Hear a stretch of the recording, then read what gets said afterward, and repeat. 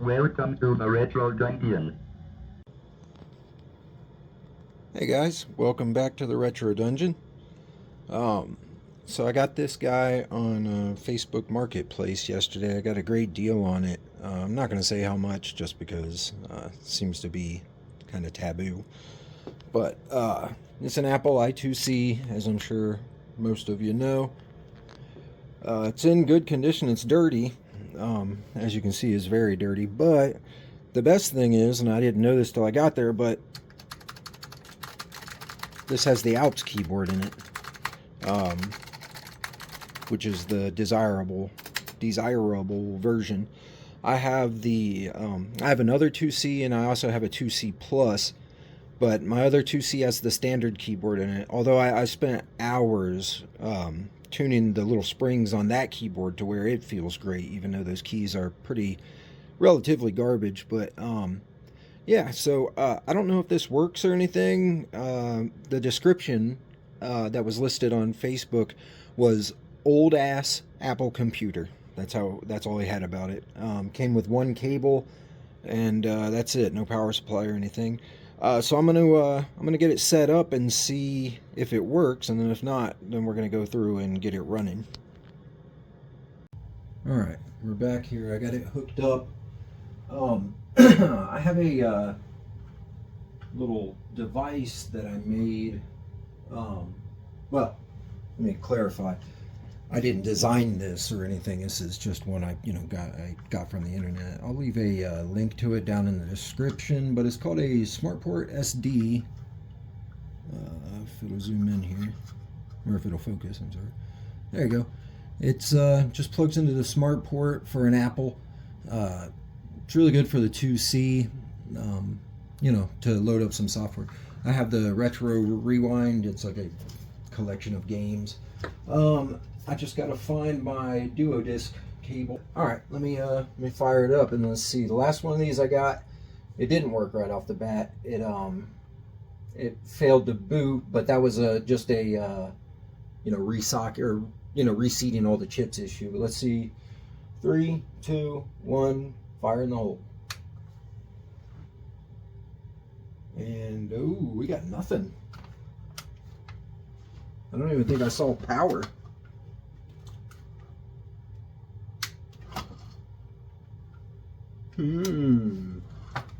Absolutely nothing coming in here. So the question is now, why? Let me get rid of the Smartport device. I wouldn't be surprised if it's just the switch, honestly.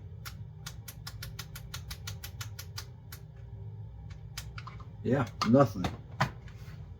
Okay, let me check my power supply.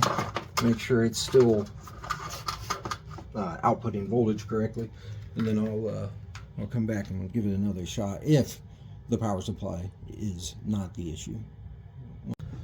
Okay, so we're back. I'm going to give this another shot.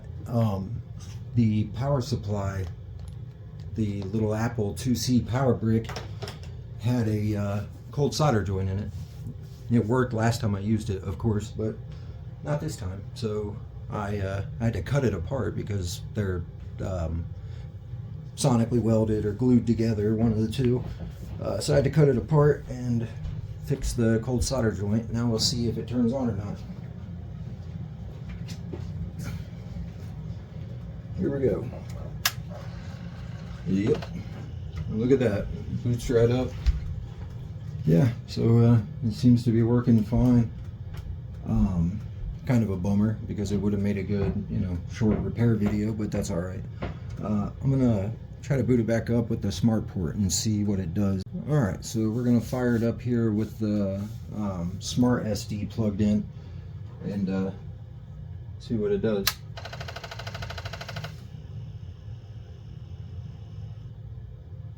Okay, so yeah, it is auto booting and it's working. I don't know if you guys have seen this total replay. I'm sure the people of you that are into the retro computers, or specifically the Apple retro computers, have probably seen this. It's just a a collection that gets released every so often. It's got just, I don't know, several hundred games on it or whatever, and you can just flip through and pick a game and enter, and it'll fire it up. It's pretty cool. It's a neat little kit. It's really the only games on this that I've messed around with much. I'll show you the Smartport here in a second. This is the Smartport-SD. This is an open source project on GitHub. I don't remember how I found it. I probably just ran across it on some random post or website or something, but it uses a Arduino Nano and then a either SPI or I2C protocol micro SD card reader. Just you know, they cost $5 or whatever. You can get them on Amazon. And then they wrote a little program for the Nano that communicates with the I2C or any of the Apple II products that have the Smartport. And then you can mount, you have these 4 LEDs here. You can mount up to 4 partitions that act as like the I forget what the name is, but it's Apple's like external hard drives that they had for this. You use cider press, the Windows program, to convert files to images and then put them on here. Excuse me. And the way it works is when you have it turned on, you can power it either through the Apple from this port, or you can power it through USB. But if you have it plugged into the Apple, you cannot plug in the USB. Apparently it will feedback and could fry your 2C or your Apple II. But anyway, to switch between, so you put them on there, with the names PO1, PO2, PO3, and PO4. And then to switch between them, you hold this button down when you unplug or turn off the machine, and then when you turn it back on, it will boot up. You'll see it switch. When you click the button, it'll switch over to the next LED, and then you just 1, 2, 3, 4, and then this one's power. But yeah, it only uses a few components. It's, you know, it's really nice, cheap thing to build that has a lot of nice features built in, I guess. It's similar to like the floppy Emu. I don't think it can do as much as that thing, but it also costs a fraction of that device. Anyway, let me, oh, the case, by the way, the case is on the GitHub repo with the device, so, you know, you have to print it, obviously. The STL files or object files, whatever it is, are available on the GitHub, and you just print it out, and it's a really nice case. The guy did a good job all the way around. I like it. It's a cool project. But let me throw this guy back together, set it aside, and then get the Apple IIc taken apart. This video is not going to be about how to take one of these apart, but I just wanted to point out, it looks like, I mentioned this has the Alps keyboard, and this is model A2S 4100. I'll have to look at my other 2C, the one that has the normal Apple keyboard instead of the Alps one, and see what its model is. I think it might just be a A2S 4000, but I'm not positive. I'll look. But anyway, I just wanted to point out that this one with the Alps keyboard, my other one has this piece in the middle is a separate piece, but it looks like on this one, similar to the 2C Plus, that the top case and the top case and the bottom case are it, and there is no third piece to hold the peripheral plugs and everything. I just wanted to point that out. If that ends up not being the case, I'll let you know, but that's what it looks like. We're back here. Here's the inside of it. Let me square that up for you guys, sorry. I love the Alps keyboard. It's just sounds so awesome. And it feels really nice too.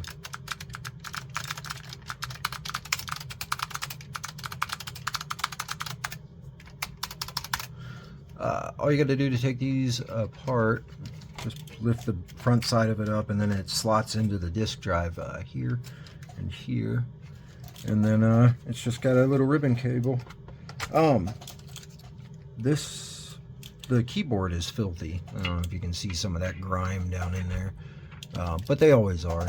You know, this thing's got like 30 years or whatever of disgusting fingers typing on it.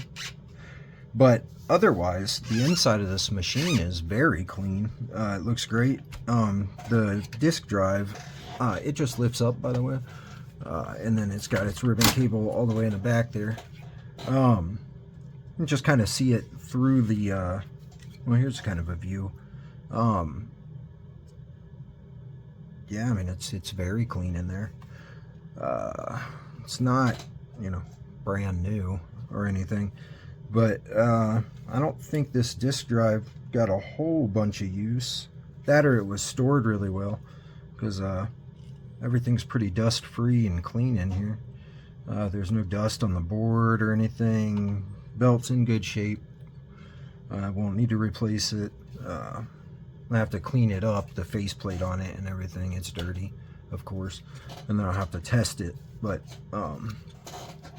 yeah, it looks good. And then the board is pretty clean too, really, considering. So I will, like I said, I'll be putting the upgraded ROM in this with the 4X version on it.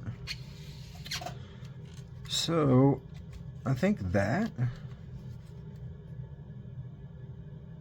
I'll have to look it up. I don't remember, but I think this is your ROM, but I remember the socket being bigger than that. Let me see here. Let me zoom you guys in a little bit, if I can. Let's see. Unplug this speaker. 2, 4, 6, 8, 10, 12, 14. So it's 28 pins. Yeah, so that's right. I think that's the same number of pins as the 27 series, which is what I'm going to put in it. I'll put in a probably a 27 512 and just you know, write the program into it several times. Let me put my wrist strap on too. I don't want to fry anything here. But yeah, I'm going to I'll probably use a 512 and just copy in all the just copy the program into several sectors of the chip until it's full. I forget what size this one is. I think it would take a 27-128, but it might even be a 2764. Don't remember. I'll look it up obviously before I do it. My other one doesn't have this expansion header. I believe this is for upgrading RAM, but yeah, my other 2C, it's an older model. It doesn't have that header.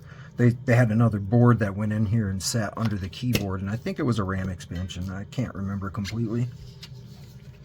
Looks like the character generator chip, they had maybe plans to use a larger chip in here. They put in a socket that's oversized. I haven't seen that.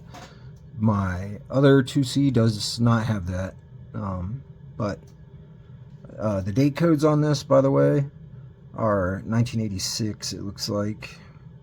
Yeah, 86, 29, 8632, 8621, 8634, it looks like. So it looks like this computer was built in towards the middle to end of 1986. But yeah, I mean, it looks great, really. Very clean, doesn't look like, I don't know, just the board looks really nice. It's looks almost new. No, it's not. Again, like, this is a used machine, a 100% used machine, but it's just really clean in here. It looks great. I don't know if I'm gonna make a cleaning video for this. I mean, you guys don't need to see that. It's all I do when I clean these machines is I strip them down to plastic. So I take all the metal parts off, including, like, on the upper case, these little inserts for the for 2 of the screws, you know, for part of the case screw. These go right by the handle, so this is like the case screw that holds the handle down that enforces it. But I would take all that off, everything, and then just put these guys in the sink with hot water and scrub them. I use a bristle brush, and then I'll take the keyboard all the way apart, clean each and every individual key, which I hate doing. Some people find that enjoyable. I just do not. I hate doing that, but I will do it because I want it to be right. And I think on my last 2C, to get this metal plate off, you actually had to desolder the switches from the board, but I wanted to get it cleaned all the way, so I did that. I have the soldering station, so it doesn't take me any time or I don't risk, destroying anything by desoldering them. So if I have to do that, I will do it again to get that plate off to make sure it's clean as if it were new. Yeah, so that's all I got to do, and then put it back together. It's a nice looking machine. I got a great deal. I'm really happy with it. Another thing too, if you're working on these, this guy here tends to get real scratchy, so you probably want to spray some contact cleaner in there. This is your volume knob, and it's just a potentiometer. But usually you can just spray some contact cleaner. If it goes bad, I don't know if you can replace it with some other pot, but I think that this piece here is actually integral to the potentiometer, so I don't think you can take it apart. It's like a custom built part for Apple. Could be wrong. If I am, I'll note that later, but I think that's how it was set up. You got to take this power supply off. I'll also clean. There's a couple spots of rust, probably just from humidity over the years. I don't know if you guys can see those little dots or not. They're just little tiny spots up here. But I'll use a steel wool and take that off as best I can, and then clean up the board. Although, like I said, this board's very, very clean, so I'll probably just wipe it down. I'm not gonna soak it or anything. But let me take care of that, and then I'll come back once it's cleaned up. I wanted to come back and show you guys something that I wasn't aware of. I'm sure many of you were, but the speaker in this, like I said, I would pop all the stuff that isn't plastic off to clean it in the sink.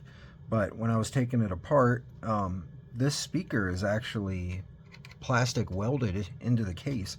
So it looks like they took the clips that held the speaker down in the other 2C, in the original models, and melded those clips over onto the speaker. So it looks like I'm gonna have to cut these tabs, cut the melded part off of this speaker, and then glue it back down when I'm done. I don't love that. I don't know why they did it that way. I doubt that speaker was falling out all too often, but it might just be glued. I mean, but it really it does look like they melded the plastic. Let me zoom in further so you can see. Oh, wrong way, sorry. So that's what I'm looking at, and here's the tab. So before you would slide it in this way, up under these two hooks, and then this was your snap. Pop it down and it would clip in, but it looks kind of like they might have melded at least these two in the back, melded them down to lock it in. It might be glue, but it doesn't really look like it. It looks like it's part of the plastic. But anyway, yeah, I guess I'll have to try to take a razor or my cutters and just score that off right there, and then slide the speaker back in once everything's cleaned up, and just put some I have this glue that cures with ultraviolet light. It's horrible for like you would use super glue, to glue two pieces of plastic together. It's not good for that, but it's good for gluing stuff down, just something like this where you're gonna build up a layer of glue, then you can set it in place, and it works pretty well.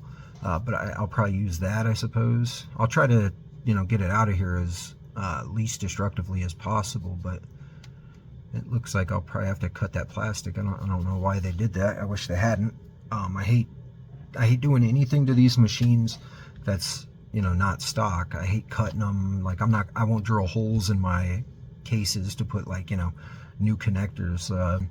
These things are collector's items. They're pieces of history, and they're more and more rare every day. Like, they're not making any more of these. I don't know why they did this. Well, I know why they did it. They did it so the speaker wouldn't come out, but I don't know why they didn't just do it like they did before, where it snapped in. It seemed to work fine to me. But yeah, I just wanted to show you guys that.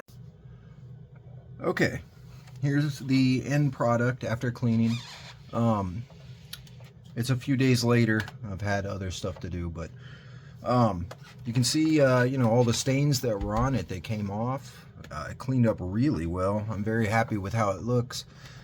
I need to retro bright it. I don't know how well it shows up, but the front up here is kind of yellowed. Not horrible, but definitely yellowed. Lesser so in the back, but still it looks like some. The handle was just covered in stuff, and it cleaned up like new. It looks great. Here's the back of it. Also came out nice. And then the keys, they came out fantastic. The only thing that needs the only thing that needs retro brighting as far as the keys go is the space bar. I've seen that a lot. I don't know if they make the space bars out of a different kind of plastic. I mean, they must, because you see this kind of frequently. Excuse me, especially with, it seems, Apple machines. But anyway, yeah, I'll retro bright that. I retro bright this. I do the submersion retro brighting, and as of right now, I do it in sunlight, and it's, you know, it's December, middle of December in Ohio, so I won't be able to retro bright it until spring, but that's okay. I'll get it when I get there. And then here's the bottom of it. Also came out really nice. I didn't do it yet. I'll probably wait till after I retro bright, but I actually have new feet for the Apple IICs, the little rounded over rubber feet, or rubber bumpers, or whatever you want to call them. So I'll probably replace those. These ones they're not in bad shape. They're not sticky or anything like that, but they're kind of yellowed. I just put some new ones on, but I'll wait till after retro brighting. The disk drive, here's the side, by the way. One side, the disk drive side. Came out nice. I don't know if you can see it again there, but it's yellowed up front, and then less so as you get towards the back. The disk drive, really nice, super clean. I cleaned it up. It wasn't that dirty to begin with, but after I cleaned it up, yeah, it looks great. Here's the other side. It's less yellowed towards the front on this side, so I'm guessing that this thing was somewhere near a light source that was coming in from here, you know, roughly. So coming in on the front, on the right. But yeah, it came out great. You know, don't be afraid to pick up these old computers on Facebook. I'm sure you all do, or will, or have. A lot of times you just, you know, you get a great deal on it, and, you know, like in this case, there was nothing wrong with it. It worked fine. It just needed cleaned up, and it cleaned up really well. It looks great. Super happy with it. And then the last thing I wanted to show you guys, just in case you haven't seen it, remember when I was testing this, the first time I turned it on, it didn't turn on. It got no power, nothing, and that ended up being a bad solder joint in the power supply here. And unfortunately, I don't know if you can see it. Let me zoom in and see if I can get you any closer. I'll show you the inside in a second, but before I got smart and used the Dremel to cut this, I was trying to, like, you know, I was trying to take a razor and slice through it, and I actually did nick it right here, unfortunately, where that black line is. That's just like dirt that's got inside of the cut. So that's a little unfortunate, but, you know, unfortunately, Apple during this time, surprisingly, were pretty open with their hardware. They would let you, they made it easy to service by the end user, you know, as opposed to now where they don't want you getting in there and doing anything. It's all locked up as best they can. But during this time, and even during the Power PC stuff, well, you know, like in the Power PCs, everything, the hard drive, disk drives, CD drives, the motherboard, all of that stuff, it's either held in by like a single screw, or in most cases just like a plastic, you know, press fit or snap fitting, lock like a latch type of thing, and you just pull it down and pull it out. But for whatever reason, they chose not to do that with this, and I assume that reason is safety or, you know, legal issues. They want somebody to crack this open and, you know, shock themselves or kill themselves, and then they get sued. But yeah, you can kind of see it there too, where I kind of dented the sides. I guess what I'm probably going to do with this, I don't know, I thought about two different things I might do. I might just take the two sides, the top and the bottom, and kind of file them down to where it's flat and smooth.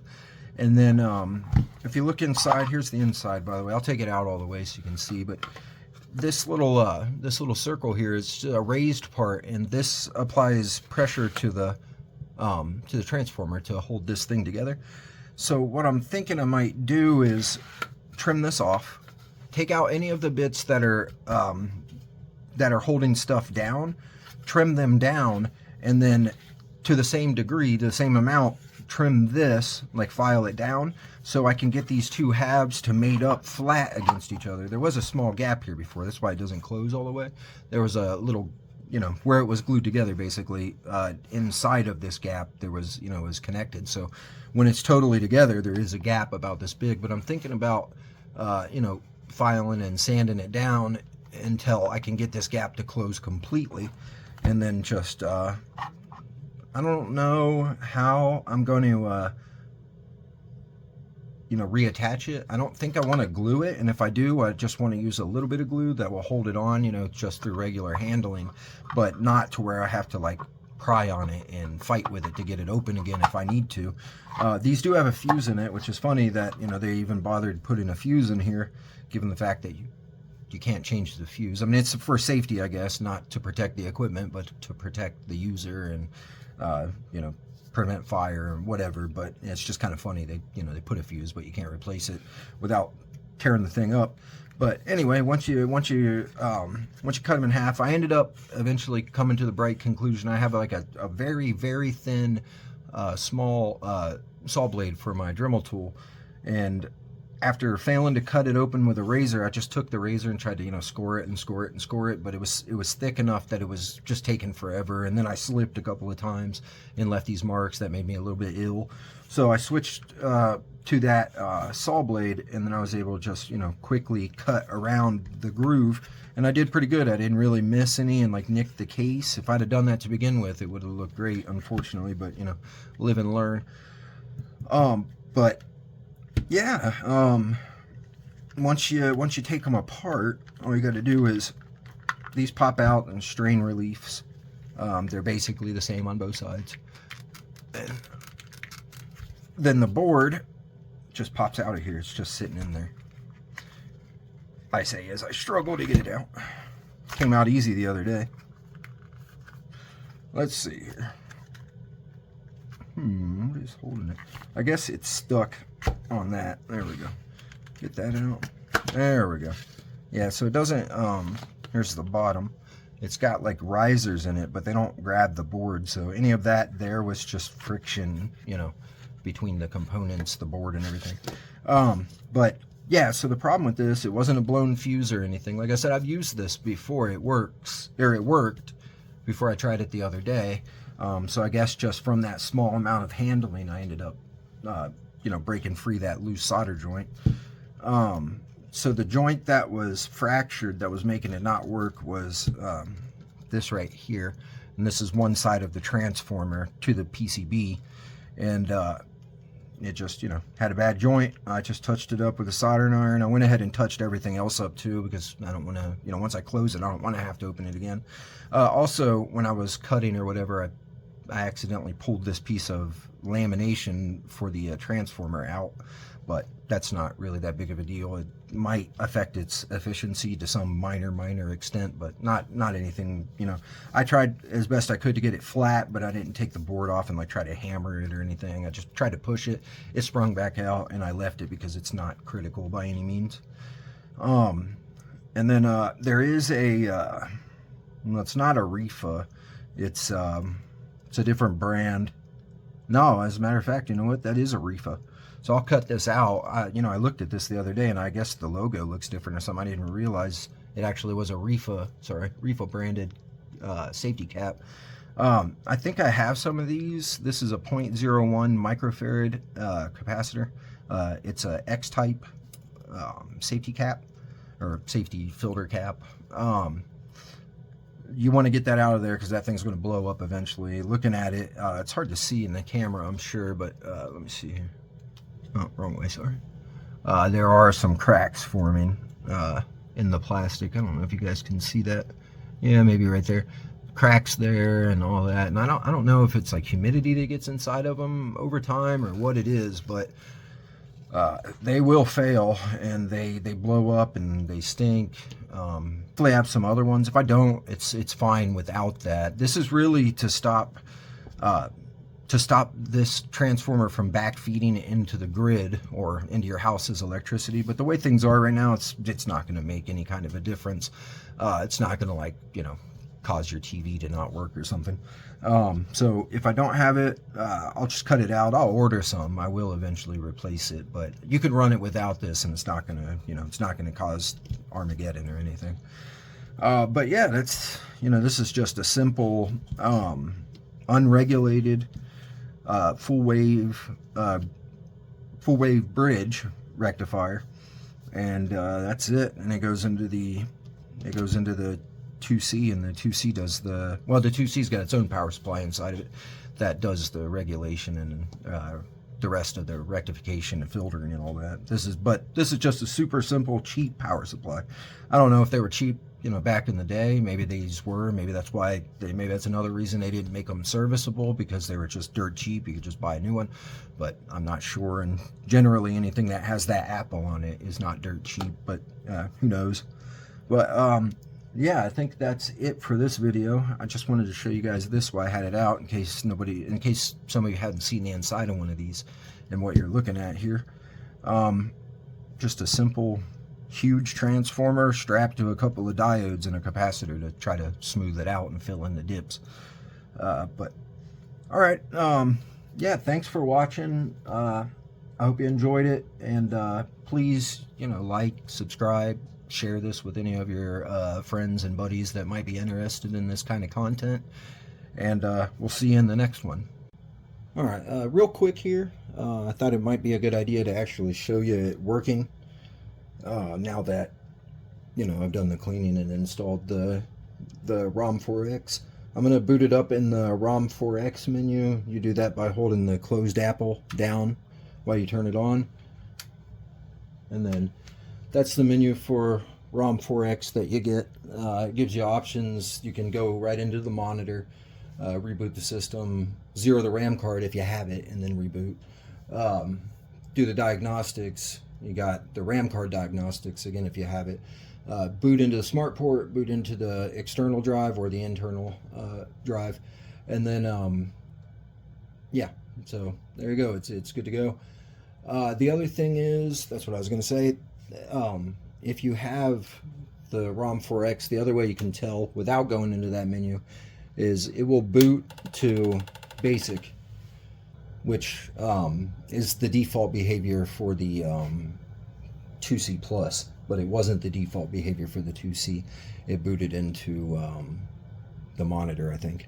But yeah, so there you go. Thanks again. Bye.